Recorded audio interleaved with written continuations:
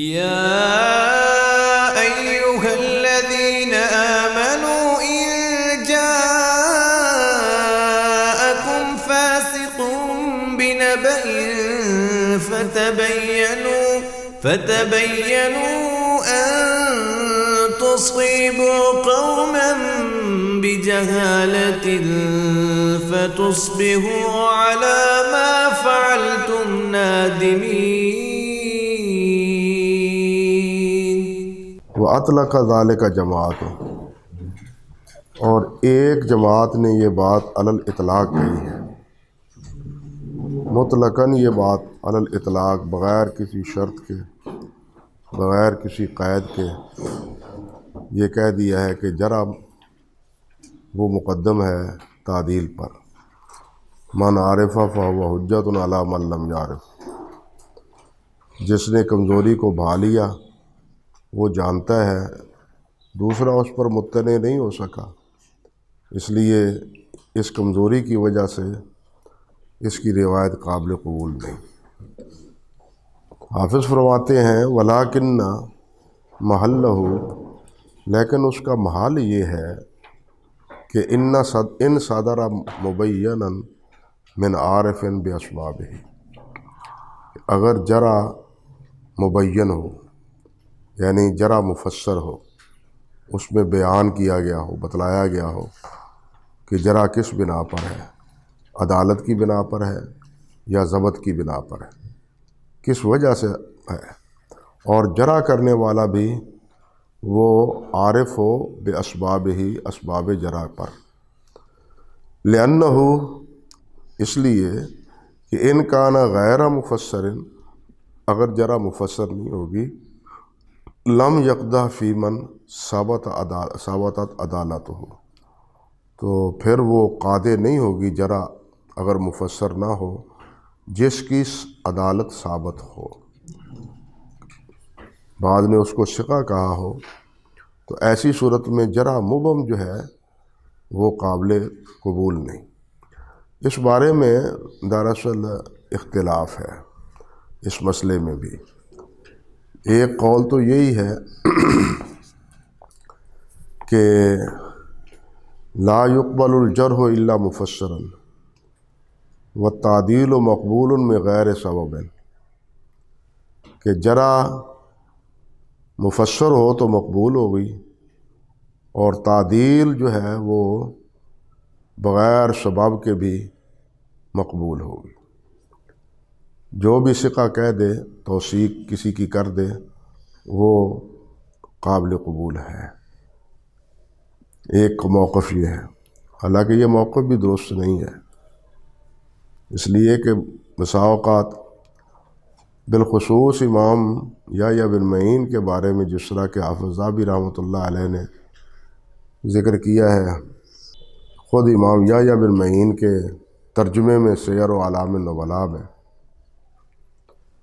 کہ ہم امام یحییٰ بن معین کی قدر کرتے ہیں اور ان کے الفاظ اور ان کے حکم سے بے اعتنائی نہیں کرتے، لیکن تنہا جب یہ توثیق کسی کریں تو وہ توثیق قابل قبول نہیں ہے جب تک کہ دوسرے محدثین بھی اس کی توثیق نہ کریں. یہی بات انہوں نے تھوڑے سے اختلاف الفاظ کے ساتھ اس رسالے میں بھی ذکر کی ہے جس میں انہوں نے ان ثقہ راویوں کا یا صدوق راویوں کا تذکرہ کیا ہے جس پر بلا وجہ جرح کی گئی ہو، امام شافعی کا ترجمہ ذکر کرتے ہوئے. اس لیے مطلقاً دیکھنا چاہیے کہ تصدیق یا تعدیل یا توثیق وہ کیسی ہے. نمبر 2، دوسرا موقف یہ ہے کہ جرح غیر و مفسر جو ہے نا وہ مقبول ہے، ہاں جی، اور تعدیل غیر مفسر مقبول نہیں ہے، کیونکہ عدالت کے بھی اسباب مختلف ہیں. تیسرا قول یہ ہے کہ سبب جرح جو ہے وہ ذکر کرنا واجب نہیں ہے، لازم نہیں ہے، جبکہ جار عالم بے اسباب الجرح ہو. جبکہ محدث کبار محدثین میں ان کا شمار ہوتا ہو اور وہ اسباب جرح و تعدیل سے پوری طرح آگاہ ہو۔ اور چوتھا موقف یہ بھی ہے، اللہ اکبر کبیرہ، کہ بہر دو صورت یعنی جرح اور تعدیل دونوں میں ضروری ہے سبب کا ہونا۔ جرح کا سبب کیا ہے یا تعدیل کا سبب کیا ہے؟ پہلا قول جو ہے وہ اکثر و بیشتر جمہور کا قول ہے، بلکہ ابن الصلاح رحمۃ اللہ علیہ نے تو اس کے علاوہ دوسرے کسی اور قول کو ذکر ہی نہیں کیا، کسی اور قول کو ذکر ہی نہیں کیا۔ جمہور کا یہی قول ہے کہ جرح مفسر ہو تو وہ مقبول ہے، جرح مفسر نہ ہو تو وہ مقبول نہیں ہے، اور تعدیل جو ہے وہ بغیر تفصیل کے قابل قبول ہے۔ یہ پہلا قول تھا، اور اسی کو حافظ ابن الصلاح رحمۃ اللہ علیہ نے مقدمے میں ذکر کیا ہے۔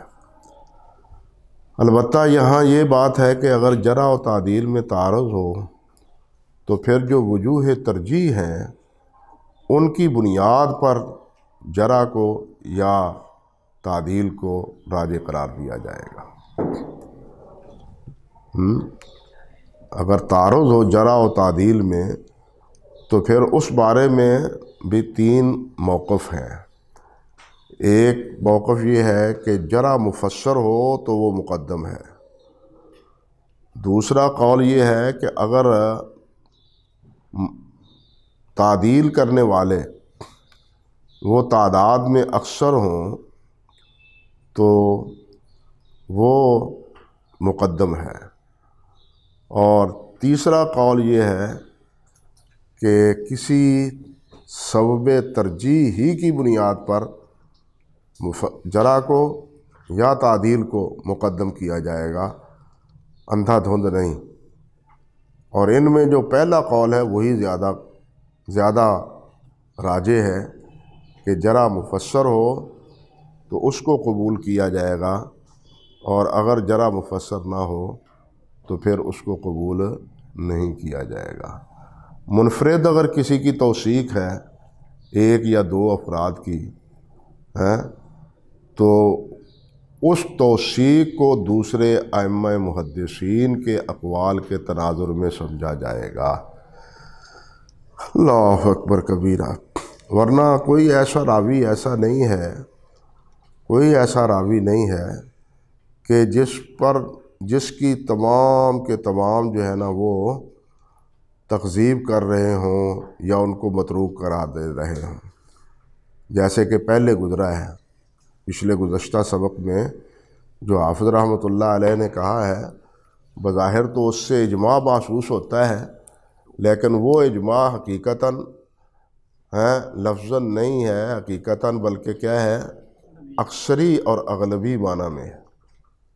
وہ اکثری اور اغلبی معنی میں ہے، کیونکہ اغلب اور اکثر تو آپ دیکھیں کہ ایک طرف جابر بن یزید جوفی کو امام ابو حنیفہ رحمۃ اللہ علیہ وہ کہہ رہے ہیں ما رأیت اکذب بن جابر، دوسری طرف شعبہ اور سفیان ہیں، وہ اس سے روایت بھی لیتے ہیں، بلکہ سفیان اس کی توثیق بھی کرتے ہیں۔ تو کوئی راوی ایسا نہیں، شاذ و نادر ہی کوئی مثال ملے کہ جس کی تکذیب یا جس کو متروک قرار دینے والے ہوں اور اس کی تصدیق تائید کرنے والا نہ ہو۔ میں نے بتلایا تھا کہ ابراہیم بن ربیعہ یا جو امام شافعی کے استاد ہیں ان کی تعدیل کرنے والے ابن عدی بھی ہیں اور خود امام شافعی بھی ہیں، مگر دوسرے حضرات اس کو متروک قرار دیتے ہیں۔ اس لیے دیکھنا چاہیے کہ دوسرے حضرات انہوں نے اس راوی کے بارے میں کیا کہا ہے، اور جنہوں نے جرح کی ہے وہ جرح کے سبب سے کی ہے۔ اصل مسئلہ یہی ہے کہ جرح مفسر ہو تو پھر وہ قابل قبول ہے۔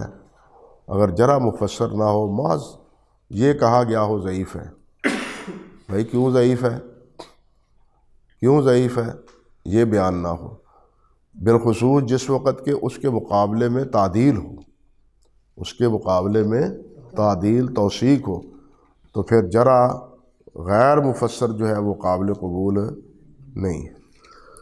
فرماتے ہیں وَإِن صَدَرَ مِن غَيْرِ عَارِفٍ بِالْأَسْبَابِ فَلَمْ يُعْتَبَرْ بِهِ أَيْضًا، اگر یہ جرح صادر ہو ایسے صاحب سے جو اسباب جرح کو جاننے والا نہیں ہے، یعنی جو جہابذے علماء اور ائمہ فن ہیں وہ ان میں سے وہ نہیں ہے، تو پھر اس کی جرح بھی قابل قبول نہیں ہے۔ وہ مجھے بتلایا ایک دفعہ ہمارے مولانا عبدالخالق صاحب ساتھی نے کہ کسی نے مقالہ لکھا وہاں مدینہ یونیورسٹی میں، تو مقالے میں انہوں نے امام ابو حنیفہ رحمۃ اللہ علیہ پر جرح کی، تو اس کے جو تھے نا مناقشہ کرنے والے، ان میں شیخ حماد انصاری رحمۃ اللہ علیہ بھی تھے، اور شیخ حماد انصاری رحمۃ اللہ علیہ بڑے قداور تھے، موٹے موٹے ہونٹ تھے، اور اچھا گہرا رنگ تھا ان کا۔ تو جب اس نے لکھا نا، کہا پوچھا ان سے، تو اس نے کہا جی وثقہ ابن شاہین، وثقہ ابن شاہین، تو شیخ اللہ اکبر کبیرہ بازو اس طرح پھیلا کے اے نا ابن شاہین امام محمد ابن الاسماعیل البخاری وعلی ابن المدینی واحمد ابن حنبل، کیا حیثیت ہے ابن شاہین کی امام بخاری اور امام احمد بن حنبل اور علی بن مدینی کے مقابلے میں،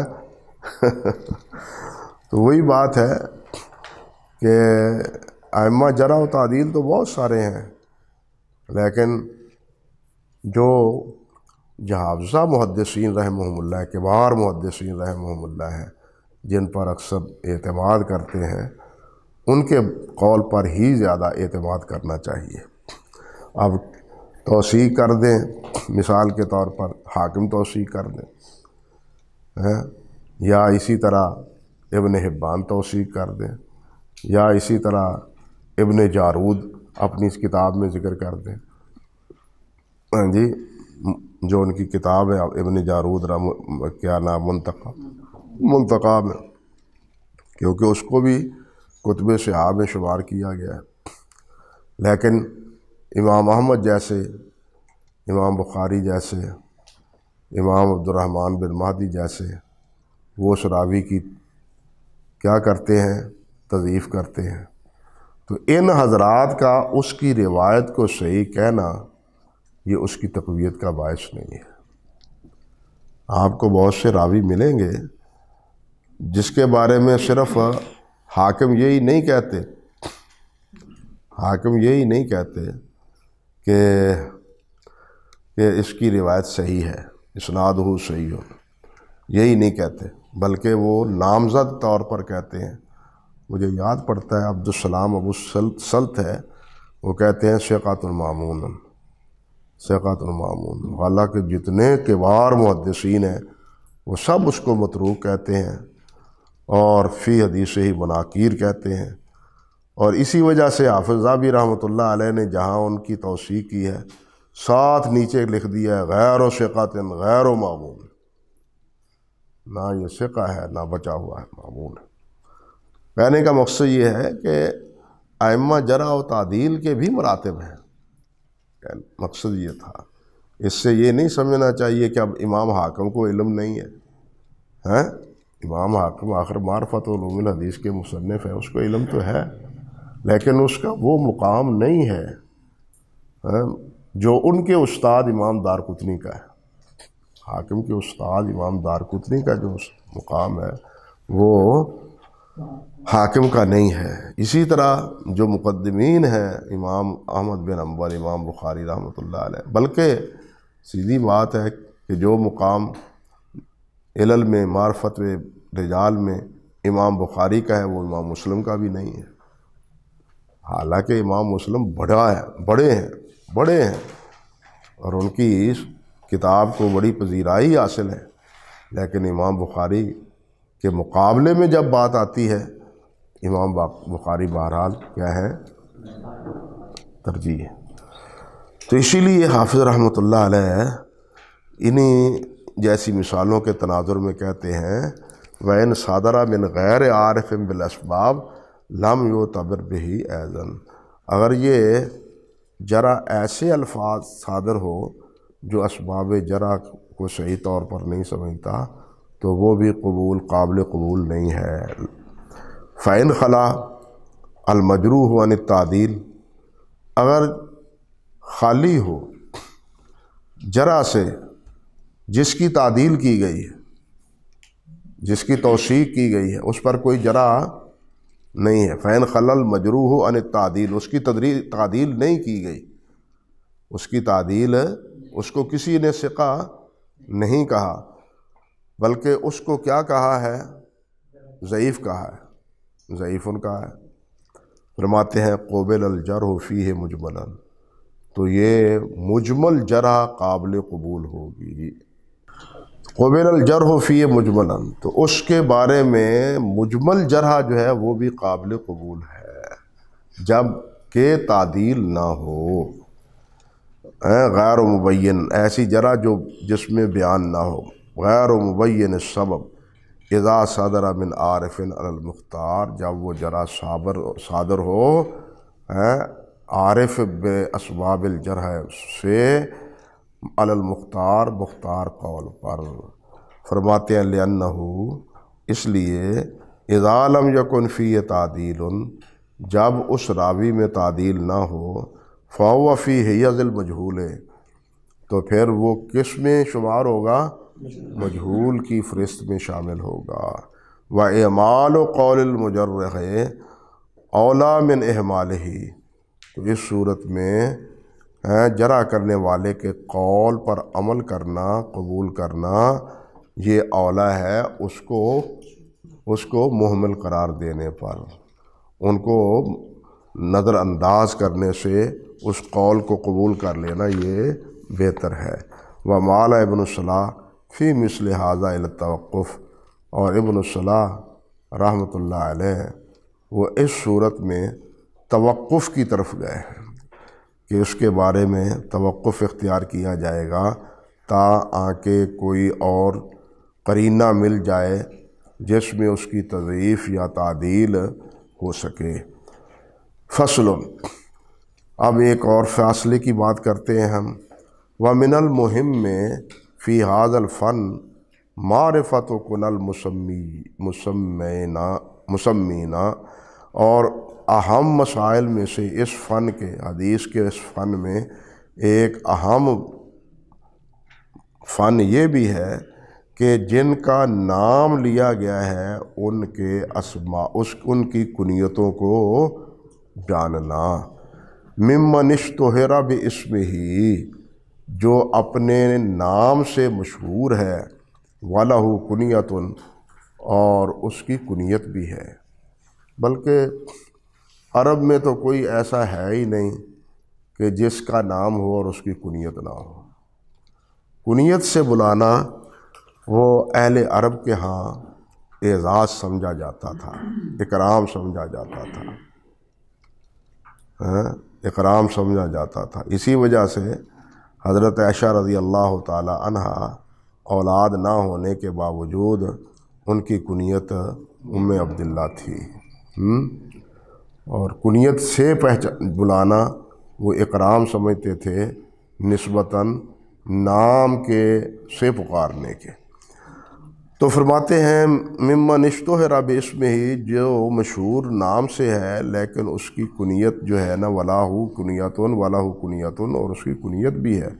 لا یؤمن ان یأتی فی بعض الروایات مقنیا، یہ اس میں امن میں نہیں، یعنی اطمینان نہیں ہوتا کہ بسا اوقات کیا ہوتا ہے، راوی اس کی کنیت سے اس کو ذکر کر دیتا ہے حالانکہ وہ کنیت سے معروف نہیں ہوتا۔ بعض حضرات تو ہیں نا جو کنیت سے معروف ہیں، جس طرح ابو زبیر ہیں، جس طرح کہ ابو اسحاق ہیں، یہ مشہور ہے کنیتوں میں، ہیں، ہر 5ویں 7ویں حدیث پر کوئی نہ کوئی روایت ان کی آ جاتی ہے۔ ابو زبیر ہوئے، ابو اسحاق ہوئے، تو ایک وہ ہیں جو ناموں سے مشہور ہیں لیکن کنیت سے مشہور نہیں ہے۔ اللہ اکبر کبیرہ۔ اور اگر کبھی کوئی راوی اس کو کنیت سے بیان کر دے تو انسان اس وہم سے بچتا نہیں ہے کہ یہ دوسرا راوی ہے یا کوئی وہ فلاں راوی ہے جس کی یہ کنیت ہے۔ فرماتے ہیں لِأَلَّا يُظَنَّ أَنَّهُ آخر، تاکہ وہ یہ گمان نہ کرے کہ یہ کوئی اور راوی ہے۔ وَمَعْرِفَةُ، اور اس موضوع پر بہت سارے حضرات نے کتابیں لکھی ہیں۔ کتاب القناع امام بخاری رحمۃ اللہ علیہ کا القناع ہے، امام مسلم کی بھی کتاب القناع ہے، امام علی بن مدینی کی بھی کتاب القناع ہے، امام نسائی کی بھی ہے، امام ابو احمد الحاکم کی بھی ہے، امام دولابی بھی کی بھی ہے، اور پھر اللہ آپ کا بھلا کرے ابن عبد البر رحمۃ اللہ علیہ کی بھی ہے، اور آخر میں حافظ ذہبی رحمۃ اللہ علیہ کی بھی ہے۔ متقدمین میں امام علی بن مدینی، امام بخاری، امام مسلم رحمہم اللہ۔ بلکہ بعض نے تو یہ بات کہی ہے، اللہ اکبر کبیرہ، کہ امام مسلم کی کتاب القناع وہ دراصل امام بخاری کی کتاب القناع سے ماخوذ ہے۔ امام مسلم کی کتاب کا جو مرجع ہے کتاب القناع کا، اللہ اکبر کبیرہ، وہ امام بخاری کی کتاب ہے۔ اور ابو احمد الحاکم القناع میں یہ بات کہتے بھی ہیں، بلکہ ایک دو جگہ پر جہاں امام بخاری رحمۃ اللہ علیہ کو وہم ہوا ہے، ابو احمد الحاکم نے فرمایا ہے کہ امام بخاری کو وہم ہوا، تو امام مسلم نے بھی غور نہیں کیا، انہوں نے بھی اسی طرح یہ لفظ لکھ دیے جس طرح امام بخاری نے لکھے، حالانکہ یہ راوی فلاں ہے فلاں نہیں۔ اس قسم کے محاکمے امام ابو احمد الحاکم کرتے ہیں امام مسلم پر۔ لیکن جب ہم دیکھتے ہیں، ایک بات یہ بھی سمجھ لیں، جب ہم دیکھتے ہیں امام مسلم کی کتاب القناع کو تو وہ ہمیں ضخیم نظر آتی ہے، جبکہ امام بخاری رحمۃ اللہ علیہ کی قناع وہ چھوٹی نظر آتی ہے، مختصر نظر آتی ہے۔ تو بادی النظر میں یہ اعتراض پیدا ہوتا ہے کہ وہ امام مسلم کی قناع جو ہے وہ امام بخاری کی کتاب سے ماخوذ کیسے ہوئی؟ وہ تو بہت ضخیم ہے، 2 جلدوں میں اب چھپی ہے، لیکن یہ اعتراض کوئی زیادہ قوی نہیں ہے۔ اس لیے ایک تو طباعتی موجودہ مسائل جو ہیں، موجودہ طرز تحقیق جو ہے، اس کی وجہ سے کتاب کا حجم بڑھ جاتا ہے، کتاب کا حجم اس وجہ سے بھی بڑھ جاتا ہے۔ اور دوسری وجہ یہ ہے کہ امام بخاری رحمۃ اللہ علیہ نے ان قناع پر اکتفا کیا ہے جو مشہور ہیں قناع پر، جو کنیتوں میں کیا ہے؟ مشہور ہے، جو کنیتوں میں زیادہ مشہور ہے۔ اللہ اکبر کبیرہ۔ اور امام بخاری نے اسماء میں جو کنیتیں ذکر کی ہیں، یعنی کتاب التاریخ، تاریخ امام بخاری میں ذکر کرتے ہیں راویوں کا، اور اس میں پھر کنیتوں کو بھی لاتے ہیں۔ امام مسلم نے کیا کیا؟ ان دونوں کو اکٹھا کر دیا ہے اس کتاب القناع میں۔ امام مسلم نے دونوں کتابوں کو گویا کہ اکٹھا کر دیا۔ تاریخ بخاری میں جو اسماء ہے، اور وہ اسماء معروف ہیں اور ان کی کنیتیں بھی ہیں، اور ایک وہ ہیں جو کنیتوں سے معروف ہیں، اسماء ہیں ان کے بھی لیکن کنیتوں سے زیادہ وہ معروف ہیں. تو امام مسلم رحمۃ اللہ علیہ نے ان دونوں کو جمع کر دیا ہے. اس وجہ سے بھی امام بخاری امام مسلم کی کتاب الکنیٰ میں اسماء زیادہ ہے. اللہ اکبر کبیرہ. اور دوسری بات یہ بھی ہے، امام اب دولابی رحمۃ اللہ علیہ کی کتاب الکنیٰ آپ دیکھیں، وہ پھر اور بڑی ضخیم کتاب ہے. تو وہ بھی اصل میں اس لیے ہے کہ اس میں انہوں نے اہتمام کیا ہے ہر راوی کی روایت کے ذکر کرنے کا، ہر راوی کی روایت کے ذکر کرنے کا. وہ کنیت ذکر کرتے ہیں اور کنیت ذکر کرنے کے ساتھ پھر اس کی روایت بھی بیان کرتے ہیں.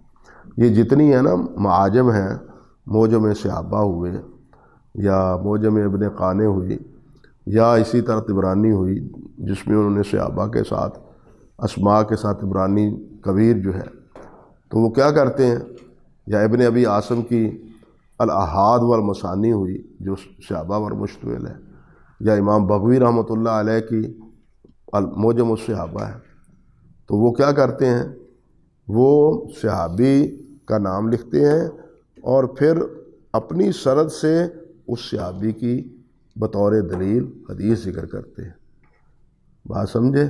لیکن امام بخاری رحمۃ اللہ علیہ نے، میں نے بتلایا تھا، انہوں نے صحابہ اسماء الصحابہ ہیں، اور اسی طرح ان کی پیروی کی ہے امام ترمذی رحمۃ اللہ علیہ نے اسماء الصحابہ کے نام پر.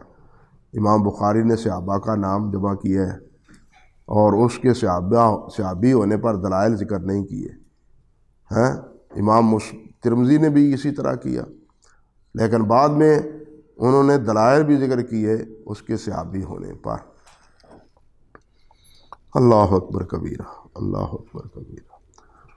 تو امام دولابی رحمۃ اللہ علیہ نے یا ابو احمد الحاکم رحمۃ اللہ علیہ نے کیا کیا ہے، ان کہنا چاہیے کنیٰ کے صحابی ہونے پر دلائل کا بھی ذکر کیا ہے.